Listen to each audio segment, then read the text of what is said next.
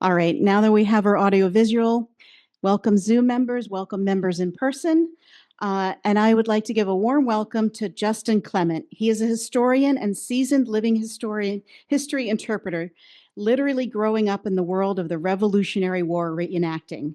After gaining a degree in physics, Justin jumped into the history field, working for years in colonial Williamsburg. He holds a master's degree in early American history from the College of William and Mary, and his PhD dissertation is on hiatus while pursuing other publications. Most recently, Justin wrote a historic resource study for Valley Forge National Historical Park in partnership with the Association for the Study of American African Life and History. He is currently the historic site supervisor for Pottsgrove Manor, and today he is presenting in the capacity as an independent historian. So welcome, Justin.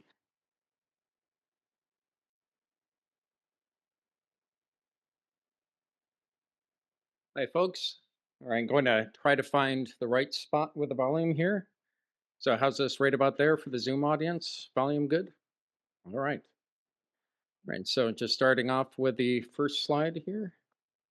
All right, so I want to start off talking a little bit about an event that happened actually in 1785. So this is the last sort of drill that was taking place, exercises performed by the Prussian army in which Frederick the Great attended. But there were a lot of other notable people there, the Marquis de Lafayette and so on. But one notable figure that was there was actually, next, one individual named David Dundas. David Dundas is the individual on the far right in the circle. He was a colonel, but also the quartermaster general for Ireland. And that's, it's a pretty big responsibility. But his career mainly did bring him through a lot of sieges. He's a very seasoned officer. He actually served in artillery and cavalry, doesn't have a lot of infantry experience. So being here attending, these evolutions performed by the Prussians was pretty notable for him. And next, we have a quote that he says: "The King of Prussia has renewed and perfected the science of movement and maneuver." He was so impressed by everything that he saw that he actually pretty much went back to England or Ireland and began writing up his own study about how he thought the British Army should revise their drill for the new age. Now, a second individual, next, is the Earl Lord Cornwallis, who's pictured dead center speaking with Frederick the Great. Now, Cornwallis, of course, fought in America. He had something very different to say compared to Dundas, reviewing the Prussian troops. And next, he says the maneuvers were such as the worst general in England would be hooted at for practicing. Two lines coming up within 6 yards of one another and firing in one another's faces till they had no ammunition left. Nothing could be more ridiculous. And next, so when we think about these two individuals, Dundas and Cornwallis, walking away from these maneuvers entirely. And really, the big difference is that Cornwallis fought against the United States, fought in America, and Dundas fought in the Caribbean and elsewhere through siege operations and didn't have that same kind of experience. Next, where does that experience come from? When we think back about where the British Army adapted to warfare in North America, certainly the 7 Years' War is one of those big high points. And I'm going to read a quote next from Colonel Henry Bouquet. And this is from 1769. He's describing Native American warfare. He says, "They always surround their enemy. Second, they always fight scattered and never in a compact body. Third, they never stand their ground when attacked, but immediately give way to the charge." Now, he was basically trying to set out how light infantry, British light infantry, should fight in America. And he said, first, that the troops destined to engage Indians must be lightly clothed, armed, and accoutered.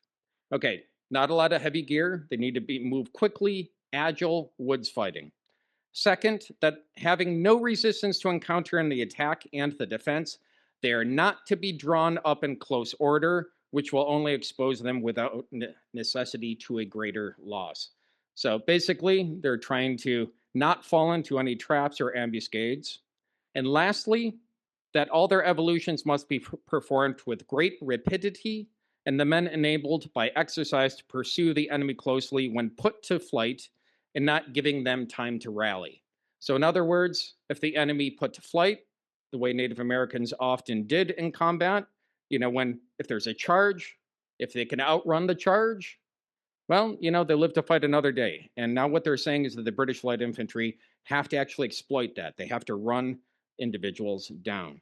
So that was the experience gained kind of in a nutshell. That's a very broad generalization, but this gives you one view of how they viewed things from 1769 with some retrospect. Now, by 1771, they the British and Irish establishments, so these basically are the regiments stationed in Great Britain and Ireland, they now have the introduction of a light infantry company attached to regiments in the British service. Now, so 1771, you have the introduction of light companies. Again, that idea of having them lightly accoutered, not carrying a lot of gear upon them is part of the general idea. By 1774, next, we have essentially, the standardization of that light infantry drill being shown to a lot of troops. This image is actually from 1775, but General Sir William Howe, he introduced a system of light infantry drill, and he began to train soldiers in Great Britain and in Ireland. So there's a description from Sergeant Roger Lamb at the time from the 9th Regiment. And he was one of those soldiers, a corporal, who was sent to train in this light infantry drill. And he said the maneuvers were chiefly intended for woody and intricate districts with which North America abounds, where an army cannot act in line. The light infantry maneuvers made use of at present, and he's writing in retrospect, so we're really talking about the Dundas system from the post war, are different from those of Sir William Howe. So really, there's this moment in time with the American Revolution where you have this system of drill that is very much incorporated first with light infantry. So, like in 1775, just a few days before the battles of Lexington and Concord, in March 22nd, 1775, Dr. Robert Honeyman, he wrote in a journal, every regiment here has a company of light infantry, young and active fellows, and they are trained in the regular manner, and likewise in a peculiar discipline of irregular and bush fighting. They run out in parties on the wings of the regiment, where they keep up a constant and irregular fire. They secure the retreat and defend their front while they are forming. In one part of their exercise, they lie on their backs and charge their pieces and fire lying on their bellies. They have powder horns and no cartridge pouches. So there's even descriptions of some companies who would actually the commanding officer would blow a whistle and everyone would lay down on the ground, have the bullets whistle over their heads. They'd spring back up again and immediately charge at the enemy or fire a volley in return, driving the enemy before them without a single casualty on their own. So this is the British system that is starting to come in play. Now, General Williamson, he's an individual who wrote Elements of Military Arrangement in 1781, and he talked about maneuvering as being something very, very specific to this particular moment. He more or less said that the maneuvers which are practiced are of a modern invention, fashion, which exercises so absolute a dominion over the judgment of mankind, has shown her power no less in the military than in every other department. So even maneuvering itself had kind of taken hold within the ranks of the British Army as an almost fashionable sort of thing to do. And at one point, Williamson describes that some regiments could perform over 200 maneuvers, that they are drilled in performing over 200 maneuvers. Just think about how broad that really would be. Now, taking this back to the Philadelphia campaign of 1777, next, I would like to talk about a remarkable document called Finestone 111. And this document is really quite remarkable. There are various memoranda describing alterations of clothing, including these short sleeved waistcoats that you see the majority of light infantry wearing here.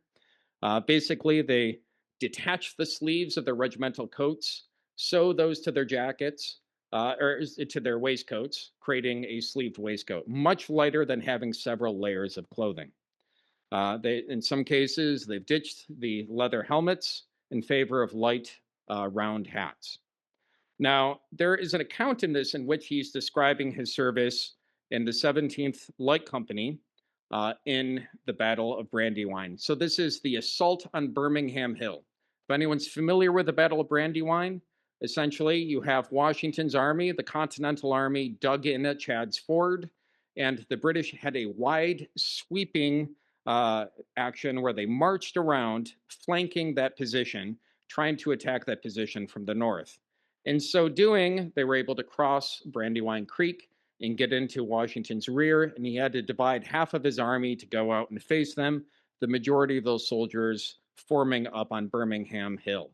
So, this light company is part of the force that is actually trying to scale the heights of that hill in the face of a very hot fire from Continental troops from a variety of regiments, but in particular some Marylanders.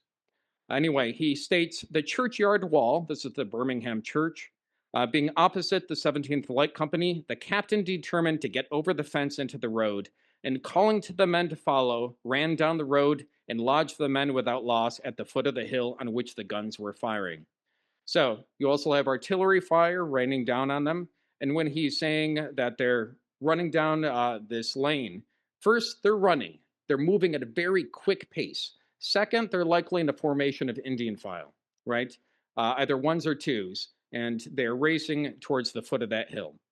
He later states by a bend in the hill, had a view of part of the enemy's line opposite the grenadiers, and opened fire from about half the company on it, no more being able to form on the space.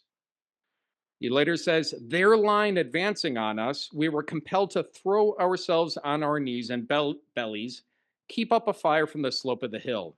The enemy repeatedly attempted to come on, but were always drove back by our fire, although their general very much exerted himself. So that's what we have depicted in the scene. I actually photoshopped this before the artist created this rendition from a book I wrote about 20 years ago. But at any rate, continuing on, looking back to my surprise, I saw close to me Major Stewart of the 43rd Regiment, who had attended the army as a spectator. So the light and grenadier companies of the 43rd are with General Sir William Howe. The rest of the regiments back in New York City with Sir Henry Clinton. And he says, so this officer, he convinced Major Stewart to bring up the 43rd Grenadier Company. So essentially, here you have an officer who is convincing a man who has no formal rank. He's literally a spectator with the army, trying to get him to break the command structure of the light infantry brigade, battalion versus the grenadier battalion, and also break the organization of those battalions in order to have one company drawn off to fight with them. So once the 43rd came up, at the same time the 4th Light Company came on, the 33rd Lights were already with them. And they dashed forward past the 5 pieces of cannon which the enemy had abandoned, and they made some few prisoners, with the enemy always running away with too much speed to be overtaken. So you have this, extraordinary burst, where they were able to like charge that position. Afterwards, they took a rest and they actually voted. Think of this. The American Revolution is all about democracy, right?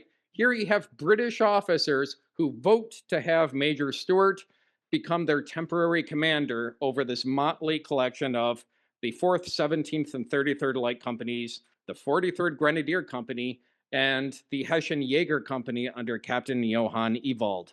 So essentially, you just have very loose organizations, a lot of decisions happening at the company level. So what I really am trying to show by this is that the Philadelphia campaign, it's moving fast, it's moving furious, and the British at this point have become experts at irregular warfare. And you see that at the Battle of Cucci's Bridge. You definitely see it at Brandywine, and you see it during what historians and military theorists at the time called La Petite Guerre, the small war. This is the little war that happens between all the large engagements. The war between foraging parties, the war where you have your woodcutters that need to be protected from the enemy cavalry, those sorts of things going on. So, next, we look at what the Continental Army is doing at Valley Forge. So, if we have this Americanization of the British Army that's taking place over the broader period from the 7 Years' War through the American Revolution, at Valley Forge, you're definitely seeing the height of the Europeanization of the Continental Army. So they're literally moving in opposite directions. There's this old maxim that in war, the enemies begin to look like each other. They start to act like each other, for better or for worse. And so, even though they're kind of coming from different directions, they're beginning to meet in the middle. So at Valley Forge, you see Baron von Steuben, the Prussian drill master, who is training the Continental Army upon a single system of military discipline. I mean, at this point, they fought in 75, 76, 77. They got 3 years of veterans under the belt. But beyond that experience, what they really need to do is get all of these regiments coordinated on a single system of military discipline so that they can begin not just firing the musket the same way, but on the regimental level, the brigade level, the division level, the army level, start to get everyone coordinating and moving under a single system. And that's really the major benefit of what von Steuben accomplished at Valley Forge. So we compare that to one individual who was a little disappointed at how things went, Major General Charles Lee, who spent the winter of 1777 to 1778 cozy in British occupied Philadelphia. But in April, after he rejoined the Continental troops, he states, "I will venture to pronounce that if the Americans are servilely kept to the European plan, they will make an awkward figure, be laughed at as a bad army by their enemy, and defeated in every rencontre which depends on maneuvers. The formation, arrangement, and exercise of the infantry in Europe are extremely deficient, and it is to be lamented that America has servilely copied these defects." So Major General Charles Lee essentially would agree with Cornwallis and not with the Prussian model. And so if you look at his experience in the 7 Years' War, he fought in Poland, in the force of Poland. So he himself is more accustomed to that irregular warfare being practiced in Western Europe, much like we have the irregular warfare being practiced here in the American colonies and early United States. So to return to this idea of where things are going, I want to kind of contrast that with what happens afterwards. So next we have an examination of the Dundas system by the same officer. So this is that Finestone 111 document from an officer in the 17th Light Infantry Company. And I want to highlight a few things because basically we think of history as linear. A lot of people like to think it as linear or cyclical, but really history is contingent. It's contingent about our choices. You can't have any what we would consider advancement. It can be rolled back. And you see that even in military tactics. The tactics that you see in the American Revolution, many of those tactics bear a closer resemblance to US Army Rangers in World War II than they do compared to British soldiers fighting in the Napoleonic Wars in some instances, right? Because Dundas, he's talking about sizing the ranks. Whereas this officer from the American Revolution, the 17th Lights, he says, well, each front man chooses his partner. They're like a firing team. So you can size the front ranks, have them from, in terms of their height. The front rank, you have some control over that, but don't size the rear rank because everyone's partnered up.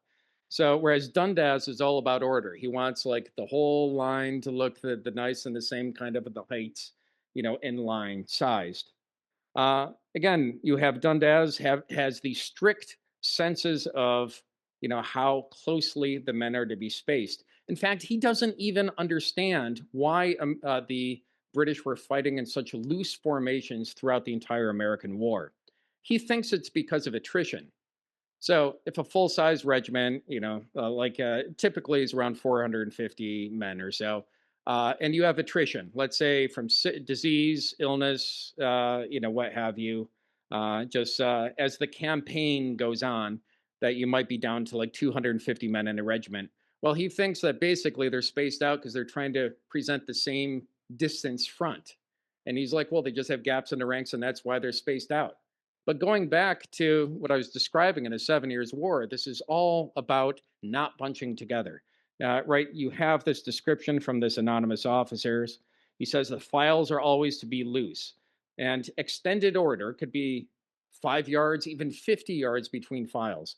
So Dundas is afraid of cavalry, kind of on the European model, whereas in America, right, in danger, men like animals crowd together, and when they crowd together, they're more vulnerable to fire. So essentially, we see this rolling back of all the lessons learned through 2 wars of fighting in America. Now, to change gears a little bit, I'm going to be talking about the British occupation of Valley Forge for a brief period. So essentially, and I'll click next here, Mountjoy Forge. This is the name of an ironworks, a forge that was on Valley Creek. So Valley Creek, Mountjoy Forge combined, that's where we get the name Valley Forge. But if we look at the map, there's a whole complex here on Valley Creek. There were 2 different locations. There's an upper and a lower forge. There's a grist mill, sawmill, actually a second sawmill as well, coal houses, multiple different buildings, including a building that eventually became Washington's headquarters. The building was owned by Isaac Potts. And next, get a close-up, get a sense of what this complex would look like. Now, the on-site manager for both the forge and the grist mill and sawmill complex was William Deweese Jr. Not to be confused with William Deweese Sr., the sheriff of Philadelphia who read the Declaration of Independence. This would be the son. So William Deweese Jr., he was also a colonel, which gave him authority over the military operations in northern Chester County. So there is a French Creek Powder Works manufacturing black powder that was under his command. Actually exploded in an accident, but there was also an arms factory still in operation there at the time.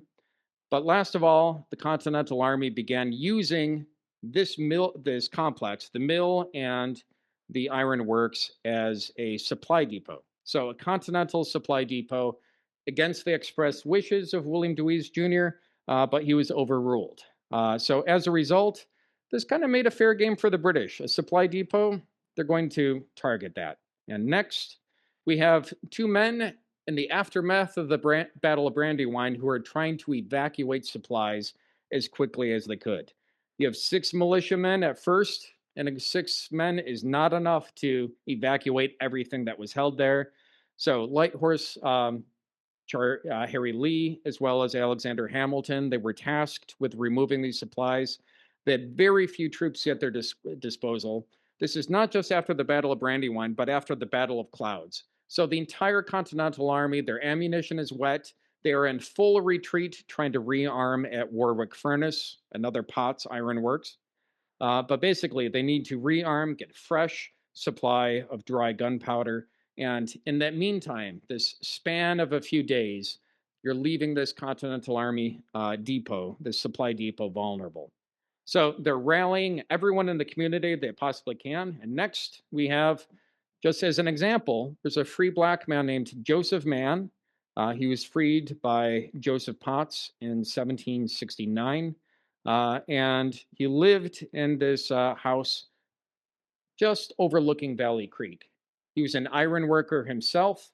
And during the Valley Forge encampment, he actually hosted Brigadier Lachlan McIntosh, commander of the North Carolina line, who was also a Georgia plantation enslaver and slave owner. So it's kind of ironic that he's hosted by a free black man, and At one point, he says something like, that he made a terrible housemaid because it looks like he was doing a lot of that work himself. But at any rate, you have the entire populace, many of them attending a funeral, and basically Hamilton and Lee scooped up everyone in the area and just forced them to begin helping with the evacuation of supplies. And next, just as a reminder of what's going on at this time, the British, after the Battle of Clouds, they are camped at Tredyffrin. And this is not that far away from Valley Forge. It's just a short distance to come up to Valley Forge. So on the night or early hours of September 18th, that is when a few companies, I think 3 companies of British light infantry and 2 troops of light dragoons, next, go and capture that supply depot. So it's a brief skirmish, some shots fired. Hamilton and Light Horse Harry Lee, quickly escape across the river. But ultimately, the British capture a couple thousand barrels of flour, a couple thousand bushels of wheat, several hogsheads full of other types of supplies. You have casks of nails, tools as well, all things that could have been very useful for the encampment of Valley Forge, not to mention the food supply system that was in disarray for the Continental Army at that point in time. So just capturing the stores was a bit of a coup. And next, just going back to this camp at Tredyffrin, this is also not that far away from where Major General Anthony Wayne with the Continental Army lay, closer to Waynesboro, but essentially at where today we recognize at Paoli battlefield. So they're not that far away. So that's kind of the situation. The British have captured Valley Forge. They're still camped at Tredyffrin. And if we look at this image here, this is a close up. If you see that Brigade of Guards encampment, below it to the south is a light dragoon camp, and between it is a creek kind of running through, separating those 2 positions. So I'm not sure if anyone's seen this next image, but this was a watercolor that was drawn or painted by Lord Cantilupe, and he is with the Guards Battalion. So he's basically sitting in that Guards encampment, looking across the river at this collection of huts, brush huts, or wigwams, as the British sometimes called them, and tents interspersed. Right. So this is where the British are. And next, it's good to remember that all of this is civilian property. They're not just marching through land that is completely unoccupied. So all of these properties, here we have Tredyffrin Township, Upper Marion Township, across the river here, across Valley Creek, you have what was then Charleston Township, but today part of Schuylkill Township. All of that there. Now, you also have many African Americans who took the opportunity to seek their freedom with the British. So Joseph Mitchell, who ran a mill, he essentially found out that Cato, an individual that he enslaved, had escaped to join the British. And overall, so far, I've located around 6 individuals, African Americans, in local households within the Valley Forge area who had joined the British at that point in time. But next, you'll see this other instance where Henry Woodman tells this oral story of actually a free black man named Phineas. And Phineas was freed back in 1776. So he's only been free for about a year. But he hears word that the British might enslave him. This is the counter propaganda. So, there's a lot of propaganda about the British stealing individuals, and Phineas apparently believed some of that Continental Army propaganda, from the Patriot or rebel cause. So he basically grabbed a gun off the mantelpiece and he hid in a sinkhole for a few days until the Hessian Jaegers who were camped in the area left. But I'm probably not sure if I have time for this one, but there is an account with a great deal of destruction from the household of Joseph Walker. He's a Quaker living in Tredyffrin Township. And, this long oral history describes how they basically are stealing, first the milk, they're drinking the milk, and, they're slaughtering some livestock and carrying it off with them. Basically, anything that could be carried away, they did, including some large pewter basins that they'd brought with them all the way from Wales. There were family relics, essentially. So you have these sorts of things going on as well. So both sides, both the Continental Army and the British and Army and their Hessian allies, right, the Crown forces, they both have a policy of trying to protect personal property because that's how you gain allies. However, that breaks down when you get down to the company level. And the amount of thievery that's going on with the individual soldiers, this is certainly no exception. And next, this is a pretty good map of British depredations that were filed in Tredyffrin Township. So this is the distribution. If you think about the fact that the British Army was encamped here for several days, it makes a little bit of sense. And some of the losses are small, some of them quite large. And some individuals received recompense, but by and large, most did not. And next, just to remind people what is on the horizon here with the British encampment in Tredyffrin, what quickly happens next is the Battle of Paoli, right? Also known as the Paoli Massacre. So, a force under Major General Charles Gray swept down into the encampment of Major General Anthony Wayne, and they went in without firing a shot. So, those that could pull the ball from their muskets uh, basically went in without their guns being loaded. The riflemen, since it was a little harder to extract the ball from the rifles with the grooved barrel, they removed the flint from the rifle locks, and that's why Gray became known as No Flint Gray. But essentially, you have riflemen carrying swords. Uh, Ferguson's riflemen, who at this point are kind of attached to these provisional rifle companies and the 1st and 2nd Light Infantry battalions, they have bayonets mounted to their rifles. The other British riflemen carrying swords, and the rest going in with the bayonet. But definitely British victory by any terms. So if we look at up here, though, look at the dates September 21st to 22nd. What happens next after Tredyffrin is that the British occupy the entire Valley Forge region from Fatland Ford all the way to French Creek. So next, here's a map actually from well, at the time, Captain John Andre, of this encampment where they're spread out. And really, you have Gordon's Ford, which is over in the Phoenixville area, Long Ford, Richardson's Ford, Pauling's Ford, and also Fatland Ford. So there are 4 potential places in which the British could cross. Now, you have to imagine after the Battle of the Clouds, this moment where this huge deluge of rain just poured on both armies and halted them in their tracks, that the river is very much swollen and they have to find a safe crossing point. And so initially, it looks like they're going to continue up this road, the Great Road, running through Valley Forge all the way to Reading, and it runs right through Warwick Furnace. And that is what they think is going to happen. They think the British are going to go that way, but instead they actually make their way and force a crossing. One person they had helping them out. Next, I'm going to skip over that one.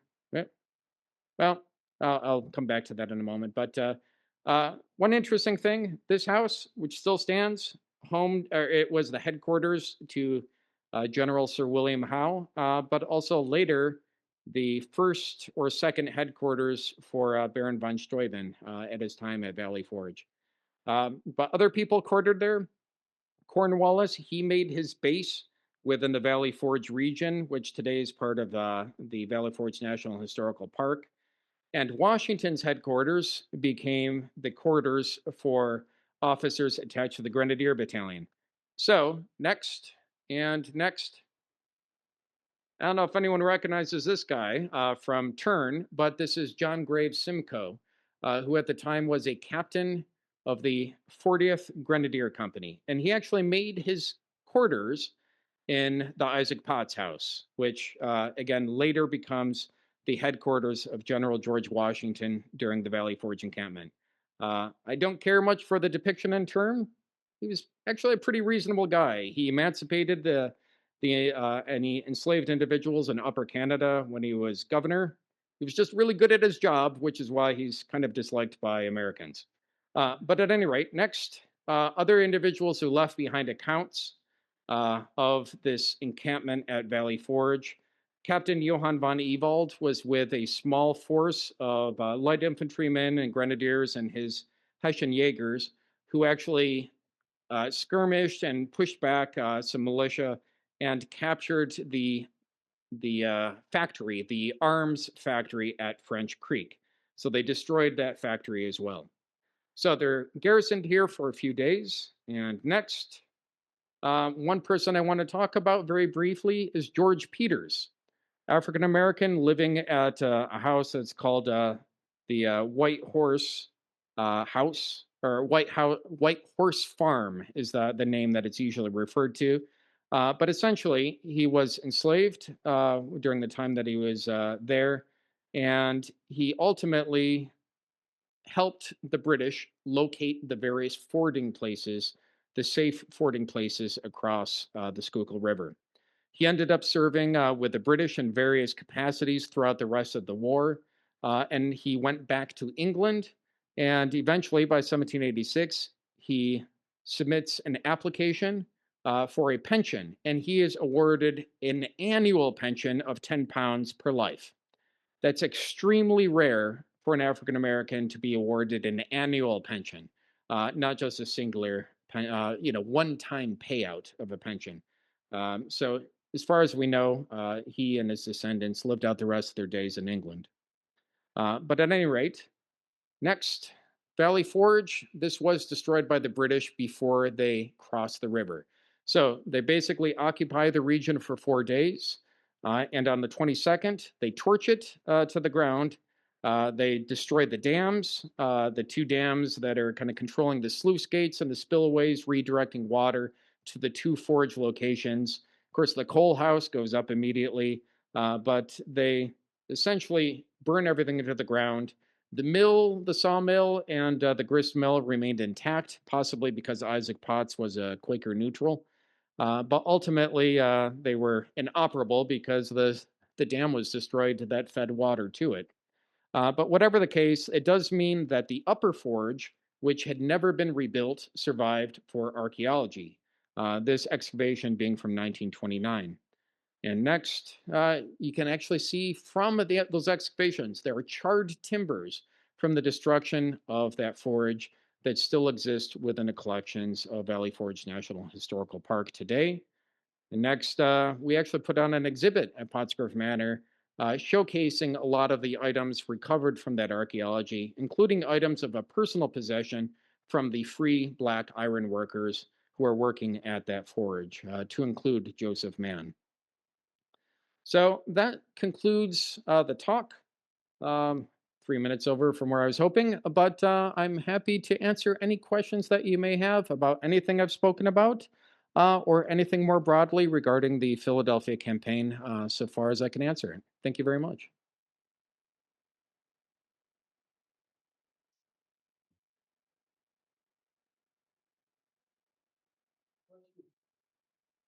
Yeah, fire away. Yeah, yeah, you probably talk for a living, so. Talked about the strategies that they use, but one word you did not use. Oh, it said it's on. The one word you didn't use, guerrilla warfare. Mhm. You didn't say anything about Yeah. anything about guerrilla warfare. Yes. Oh, was that invented yet with these guys? Yeah. All right. So the question was why I never used the word guerrilla warfare. And the reason being it wasn't a common word at the time. I often forget to use it because there are different words that they used. They used le petit guerre to describe kind of these small actions. Sometimes they would talk about partisans, but more often they would talk about rangers. And you would have other ways of describing the same thing. But ultimately, we are talking about guerrilla warfare. Le petit guerre is kind of the war that just goes on between the large engagements. And if you think about it, you have a woodcutting party, you're going to need sentries, you'll need dragoons. So if, half of the men that are chopping wood, you need at least twice that number who are also protecting them from ambush. So all those things, every time you have a convoy, you have to protect that convoy, keep it from being ambushed. Ambush, ambuscade, other words you see in period literature. But ultimately, you don't see the word guerrilla, during this time period. But it is very much the same thing. So even though I didn't use the word, when we're looking at like light infantry tactics practiced by the British and really by all kinds of different types of partisan troops within the Continental Army or militia, you do often see, that type of warfare being practiced as well. Yeah. Other questions? Yeah. Hey, Justin, that was great. I want to know, you were talking about Charles Lee for a second. How Yes. It's kind of like resisting the Yeah. Europeanization of the American Army. I think I read one time that he was trying to create his own kind of legions, and that was one of the things that Washington kind of like pushed him aside on, and that's why it kind of culminated in the Monmouth, debacle. Right. But after the war, they create the U.S. legions that fought in the Northwest Indian War. Do you know if there's any connection as to, like, did they reject this Europeanization after the war whatsoever? Or? Right. All right, so kind of a question about Washington opposing Charles Lee when it came to their tactics. Washington preferring a Europeanization of the Continental Army, with Lee favoring something a little bit more uh, similar to what we would term guerrilla warfare today. It basically is like use the hills, like really just retreat back into the hills, let the British come to you and fight on those terms. But Washington really wanted to gain the respect of European powers. They needed their money, their currency, their navies, right? And in order to do that, he needed to professionalize the army. They couldn't just be seen as these ragtag partisans out, on the frontier, essentially. But the word legion we sometimes see to describe these mixed troops, usually some combination of cavalry and infantry. But you may also see mounted infantry. So legion is usually used to describe kind of a regiment or a corps that has kind of a mixed background. And you do see various loyalist legions that are formed throughout the war, so loyal to Great Britain, so provincial units essentially. But I really can't say where that switch happens, where they begin adopting, that type of system in America. It's a little hard to say. You do have this, oddly enough, Major Robert Rogers, who was British. He fought with the British Army during the 7 Years' War against the French and their Native American allies. But when he basically was rejected by the Continental Army, he went and joined the British and started the Queen's Rangers. But his rules for ranging, these are various rules that he came up with for his ranger companies during the 7 Years' War. Those are still being used even today. Like it's like in the ranger manuals with the U.S. Army. So it's in the DNA of the U.S. Army in other ways. Yeah. Yes, in the back. Yeah. So in all of these letters, did they mention what the people of the area thought about all this? I mean, were they Tories? Were they patriots? Where were they? Were they getting involved at all, or were they just kind of letting both sides run through? Yeah, it's a good question. And ultimately, you have shifting loyalties that happen throughout the war. Historians have noted that there was this pattern of what they call rage militaire, this sort of moment in 1775 and 1776 where military service was all the rage, like people were enthused, they were inspired, and you have military service across all class levels. Lower class, kind of the more middling folks, as well as those gentry class, are serving in the military. By 1777, that's gone. A lot of the gentry class have fallen away from that, and they're having more and more trouble recruiting, and ultimately becomes a fight fought by the lower classes. And part of that is the Declaration of Independence. Many people who supported the war when it was a resistance movement from or against parliamentary overreach, right? That resistance movement, a lot of people were happy to sign aboard that movement. But when it became about independence, there were many people who were like, whoa, you know, I was against parliamentary overreach, but I'm kind of proud to be part of the British Empire. And those individuals were not really willing to cross that line. So, for example, James Potts, he was a major in one of the Philadelphia Associator battalions under Cadwalader, Colonel Cadwalader, and he resigned his commission in July of 1776. Doesn't state why he resigned it, but I think it's fairly obvious if he's going to choose to resign that it coincides very closely with the independence movement. So that's one answer to the question. Another is certainly when the Army comes through town and, you know, takes your winter crop, you know, that you were hoping to subsist upon throughout the winter to feed your family, or if they, you know, take your horse and just give you an IOU and renege on the payment, whether it's the Continental Army or British Army, you know, and when you have these kinds of depredations taking place, you know, you have people switch sides a lot. But the one word you see thrown around a lot throughout the war, as the war progresses, the word disaffected we see. Disaffected, these are the people who really are just, at this point, they're done with the war and they're sick of both sides. And I won't even call them neutral at that point. You know, so a large part of my PhD dissertation is really looking at how the protection of person and property was a huge factor in determining firm loyalties. And in the absence of that, you're going to see people switching sides by turns or ultimately becoming disaffected. Other questions? Yes. Thank you for the presentation. You mentioned slaves fleeing to the British. Is that correct? Yes, a number of enslaved individuals who sought their freedom with the British. Right, and I was wondering first if this was just individuals. Also, how were they exactly received by the British? Yes. And also, did they participate in the combat in any way? Yes. All right. So really, this is a question about Black loyalists. So these are freedom seekers who sought freedom under the protection of the British. And there's a wide range. Now, if anyone knows kind of their history, you first have the Dunmore Proclamation in 1775 when Governor Dunmore, he is the governor of Virginia, he issues a proclamation basically stating that any enslaved African American who is enslaved by, you know, someone currently rebelling against Great Britain, that if he made it to the safety of British lines, then he would arm him as part of an Ethiopian regiment, as he called it.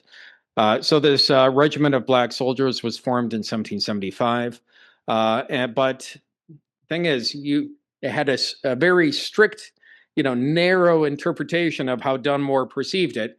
But of course, when the news spreads to all the plantations, enslaved individuals are bringing their whole families. It doesn't matter whether they're capable of bearing arms or not. The message was, we have the opportunity to join the British. And really, it was actually, you know, individuals, Black freedom seekers who offered their services to Dunmore. They even gave him the idea to form the Ethiopian Regiment in the first place. They inspired it, right?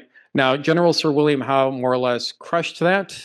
He would not have Black soldiers under arms when he became the commander-in-chief of Crown forces in British North America. But you do have other proclamations. There's a Phillipsburg proclamation in the South in which they are encouraging African Americans to seek the safety of British lines. Now, what's really amazing is that those Black freedom seekers actually kind of use the language of like calling themselves refugees, you know, and you know they really tried to stress their loyalty to Great Britain.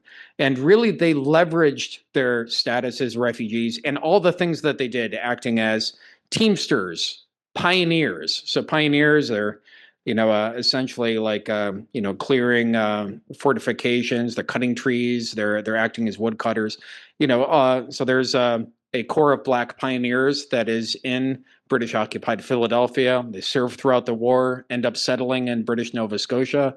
And even, a Black soldier from the Continental Army deserted.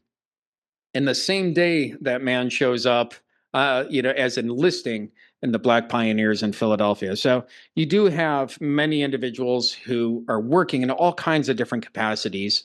Partly, they're trying to make a living for themselves, right? They can't just, stay, with the British Army without still finding a way to get by. So many are working as waiters, manservants, maid servants, doing laundry. They're performing various services for the Army, and that really takes hold in a big way in the Southern campaign as well. But really, the whole idea from the British perspective was weakening the rebel cause, right, as they saw it. So the British themselves, they weren't like abolitionists. Some of them become abolitionists, but ultimately they had, tactical motives in order to kind of weaken the American, economic system. Yes.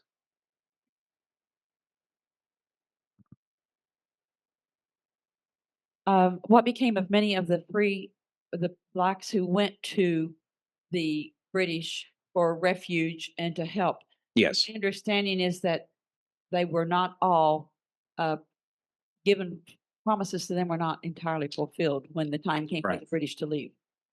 Right. So those Black loyalists, the refugees with the British Army, many succumbed to smallpox because you don't have the same vaccination rates or inoculation rates. They're not being inoculated against the smallpox. There was a very shameful episode during the siege of Yorktown in which smallpox was running through the ranks of those Black refugees, and Cornwallis actually turned them out of the lines into no man's land in the middle of the siege. Those who survived were re-enslaved. So very shameful episode, and a black mark upon his service record, as well as the British as a whole. Some could view the victory at Yorktown, the Continental Army and French army's victory at Yorktown, as also a victory for slavery in the South. But ultimately, if you look at those refugees who made it to the safety of New York City, many of them went aboard ships and were evacuated to other parts of the British Empire. So there is a volume called The Book of Negroes, which lists and details all of these different individuals. It gives their names, a description of them, talks about who their former enslaver was or whether they were born free, really trying to document who these individuals were. But basically, it's tied to some of the negotiations with the Treaty of Paris regarding respecting private property. So it was one of these elements where the British began record keeping. But you have some individuals who go to the Bahamas, others to England, many to Nova Scotia, and some into different parts of the Caribbean who are being evacuated from first, the Carolinas, but then East and West Florida as well, because those become Spanish colonies and many individuals are being evacuated to the Floridas. So quite a wide variety of places. Some individuals in Bermuda, there was an attempt to re-enslave them. Others became wrapped up in the idea of starting a free colony in West Africa, in Sierra Leone. So you have many individuals, hundreds of individuals who left Nova Scotia to join a colony in Sierra Leone. Did I get that right, or is Liberia? It is Sierra Leone, right? Yeah. Okay. Yeah. Sorry, just questioning myself. Yeah, so there's a pretty wide diaspora of individuals, but very much mixed experiences. Absolutely. All right. Any further questions? All right. Well, it's been my sincere pleasure. All right, so I just have a few announcements, and I know Vince is going to have a little bit to say here too. And I'll just talk like this, okay? So September 20th, 1 to 4, it's a Saturday. We're doing Truth Talks at Independence. So it's inspired by, sort of funny choice of words, but inspired by the presidential directive to, this truth and sanity in national parks. And if you read the newsletter, we've had a bunch of different initiatives that we're trying to kind of advocate for truth telling and for the integrity of our profession. And so we want some volunteers. We're basically going to have six spots we're going to stand in. Women's history, LGBTQ, Indigenous history, whatever kind of underrepresented stories that you want to tell. We don't know what's going to happen with the presidential directive, if they're going to take down the president's house site, if they're going to change the signs. But regardless, our job is to tell the truth, right? Tell the true history. So why not get out there and tell the true history, right? It'll be free. It's not in sequential order. People can walk up to any of the guides and just hear the story. So if you want to volunteer, the info's in the newsletter. There's just a little form to fill out so we know what you're interested in. It'll be next, so not this Saturday, but next Saturday. And then Monday night, we'll have a Zoom meeting to kind of assign topics so that if you're not super comfortable with all of the topics, you'll get assigned one or two so that you can prepare ahead of time, right? It's not a huge time commitment. If you've been working as a guide for a long time, then you know this is no big deal, right? To get a 5 to 10 minute story ready.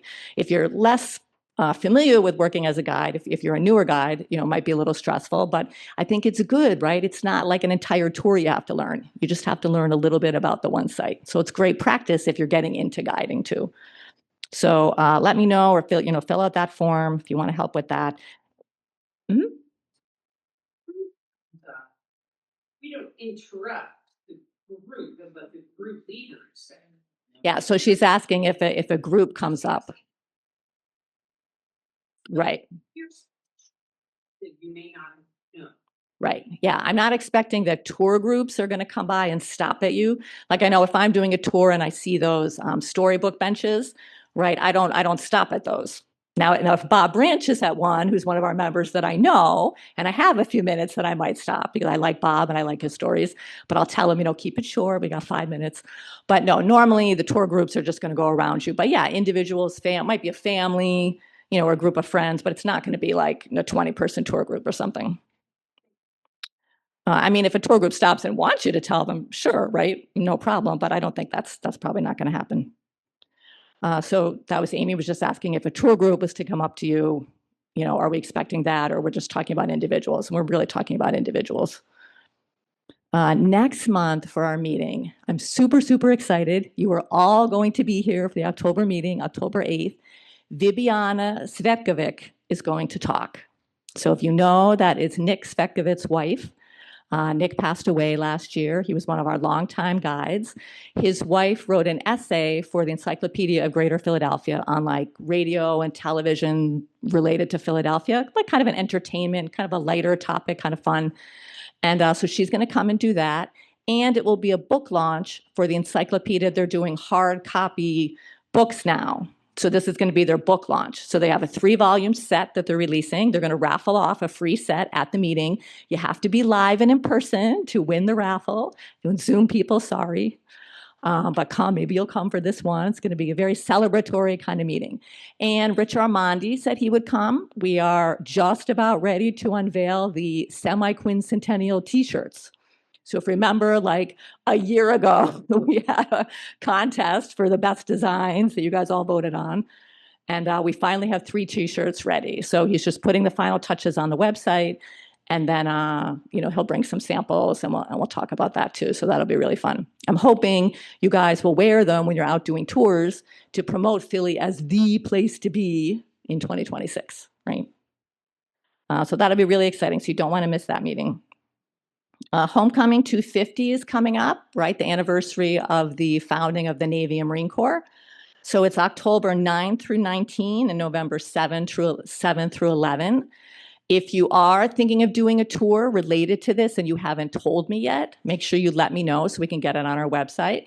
And Mike couldn't be here tonight, Mike Tatey, but he started this initiative with the Independence Trust to have guides. It's kind of like the same thing with the True Talks. You're going to be stationed at the John Barry statue, and you can talk about John Barry, or you can talk about any kind of military history related to the Navy and Marines. So Jim Murphy has, graciously shared a bunch of his resources. So we have some resources that you can kind of study up on. You can do your own research. And again, it's the same kind of thing, like 10 to 15 minutes max, telling a story to people that come up, and it's free. And they have the Independence Trust will be organizing it. So if you look at the newsletter, there's a form, there's an article about it with the form you can fill in so that they can schedule you. And so also a really great opportunity to, spread this great history around. What else? Elise Bromberg, one of our members, is giving a tour this Friday. Philadelphia being the Frenchest city in America. So if you want to check that out, it's 11 a.m. Next Tuesday will be our coffee meeting in the morning, 10 a.m. at the Visitor Center. And then the book club will be that evening at 7. It's like 6 Frigates, right, Ed? The 6 Frigates is the name of the book, which Ed said is just a swashbuckling, great, Rich is giving a thumbs up, swashbuckling, great, exciting book. So I have not had time to read it, but it should be a good book club. And you can come to the book club if you haven't read the book, if you just want to kind of join in the conversation and hear about it, and then you could get it later and read it. What else? That's my other notes. Who's invited? Oh, spectators are invited. Yes, Pam loves to have spectators. Saturday is the exam, our next certification exam. The next one won't be until early December. So if you want to take it now, I think 3 people so far have told me. So if you haven't told me, make sure I know that you want to take it so we have enough copies. It'll be 9 a.m. at Philly Gourmet Steaks, where we usually have the meeting.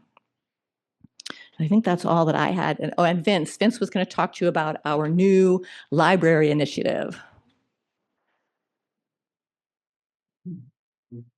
Yeah, so that people on Zoom can hear.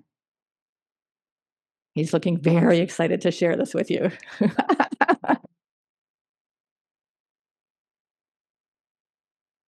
All right, so a lot of you know Tony Levitt, who retired last year, and she moved upstate. She donated all of her books to us, over 300, and they're all history books and books about Philadelphia. So we're trying to decide, how do we handle this and all that. So we decided, though, is a library, an APT library, to make those books available to our members, all of our members. So, and it's just so you know, we're just starting this out slowly. We're not in the library business, and we have no storage space. So there's a couple of things I want to go over here. Number one is,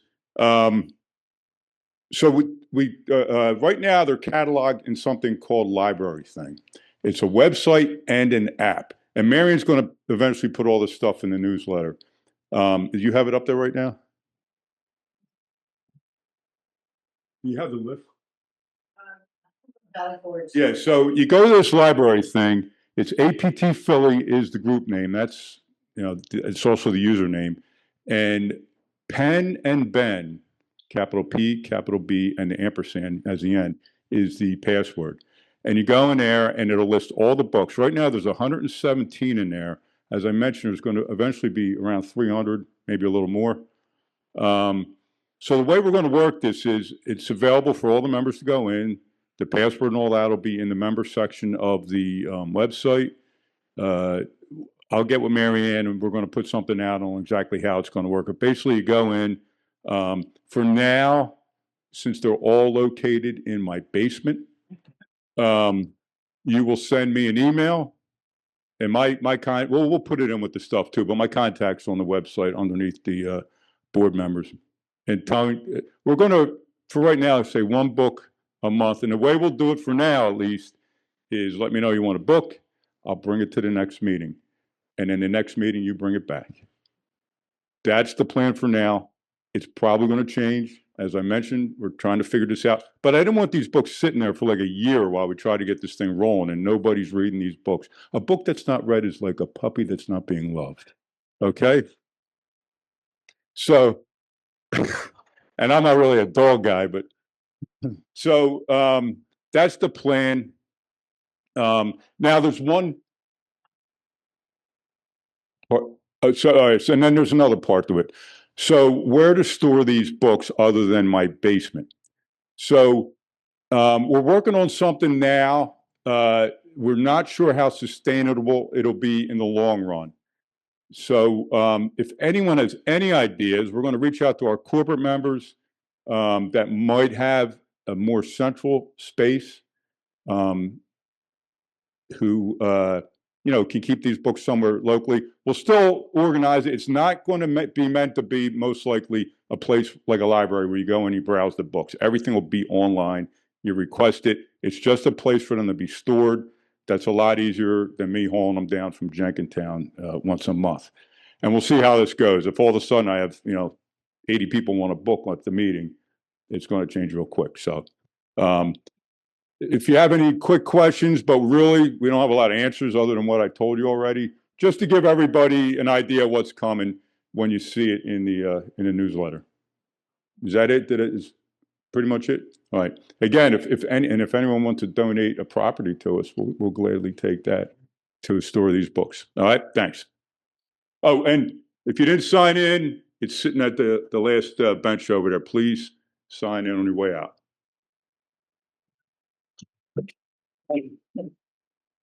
Yes, Vince is in charge of attendance tonight, so we got to make him look good. Anybody else have anything they want to share? Any events coming up or anything going on? Nope. Stephen? Yeah. Yeah, come up here so you're on the mic.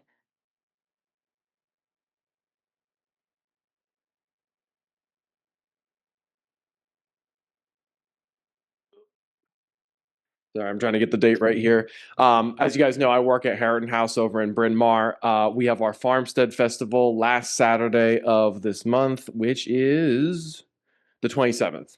It's going to be from 10 to 4. If you're interested in visiting the home of the Secretary of the Continental Congress, Charles Thompson, we have birds of prey, we have farm animals, and I know Marianne was talking about we might do a little field trip there, I guess, sometime in the future. We'll see what happens. But if you're interested, should be a fun time. And yeah, I think that's all I got.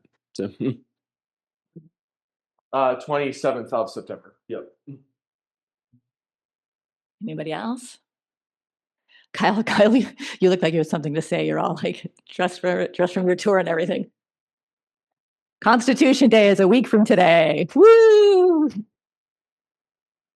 I'm sure we should laugh, clap, or cry. Anyone else? Nothing? All right. Well, thank you all for coming. Thank you soon, people. And I hope to see everyone here in person next month, October 8th.